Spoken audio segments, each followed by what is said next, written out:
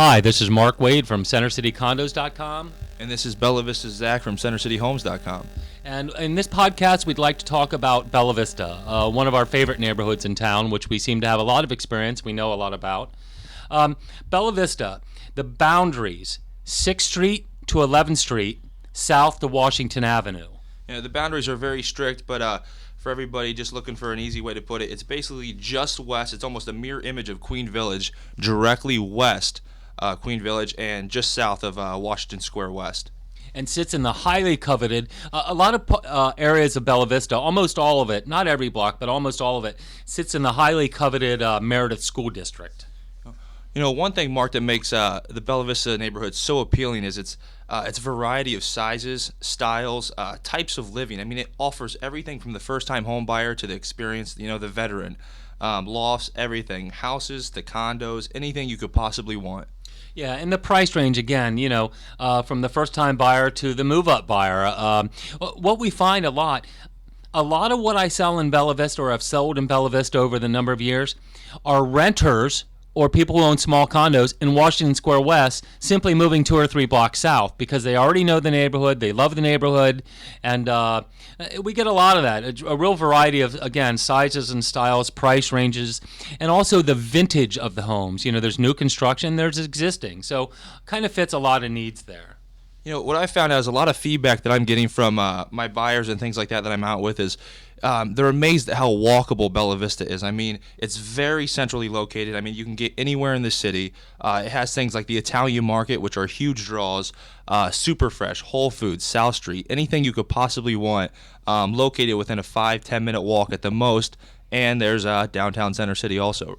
Yeah, right there. And, the thing about Bella Vista over the years was, there are some neighborhoods that, fell into horrible decay. I mean, come on, Society Hill, that was the armpit of Center City in the 1960s. It truly was. They were giving houses away there for $1 as long as you promised to rehab them. Now, certainly Society Hill is nothing to stick your nose up at anymore. I mean, it's a very expensive area. But the point is, houses in Bella Vista, we never really saw that huge kind of decay where the neighborhood was vacated, and it's always been a fairly stable neighborhood. And as Queen Village gets more and more pricey, we find more people going to Bella Vista. I mean, come on. I mean, people left Society Hill to go to Queen Village because it's an adjacent neighborhood and they could get more for the money.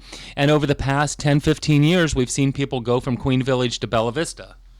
That's great. I think that's seriously the best way to put it. I mean, when you say decayed and weak, over the past few years, first thing that comes to mind is the Hawthorne neighborhoods and the Graduate Hospital. I mean, and look what has happened to them in the past few years. They have just resurrected. I mean, new construction, new condos, everything. I mean, if you want granite countertops, stainless steel appliances, and garage parking, for $300,000 or $400,000, Hawthorne, Graduate Hospital. I mean, those are your areas. And we're starting to see, what happened with Queen Village, go to Bella Vista and then slowly expand. And Center City is really just taken off. It looks good.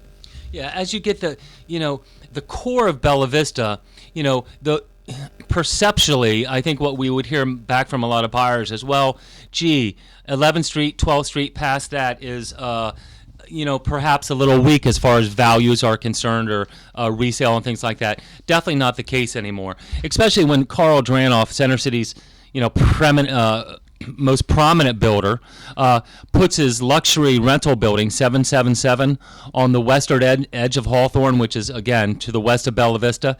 That really says a lot about the neighborhood. And certainly Tony Rufo has done an unbelievable job of transforming the corridor in between 11th and 12th Street. I mean, as far as his high-end housing, his new construction, his condos, and all that. We've done a lot of work in Bella Vista, especially as of late. We just sold 912 Fitzwater. I mean, that came on the market and sold, I think it was 7, maybe 8 days. Yep. First offer accepted. Everything was great. That property was actually sold by Mark, sitting to my right here, to a developer. You said, if you want to talk a little bit about that, I know you said that... Well, he bought it for himself and his family, although that may be coming back on the market. And if it does, we're going to be excited because it sits right across from Palumbo Park. But in addition, we just also popped 719 South 11th. That went fairly quickly. And then right on the other side of 11th Street at the Hawthorne Lofts, we've sold, I think in the past year, we've now sold 26 of those units. So the neighborhood is just popping left and right. Just again, reasonably priced, good proximity. It is one hopping neighborhood. That's pretty much it. I mean, that's Bella Vista for you in a nutshell. This is Bella Vista Zach signing off at CenterCityHomes.com. Thanks for stopping by.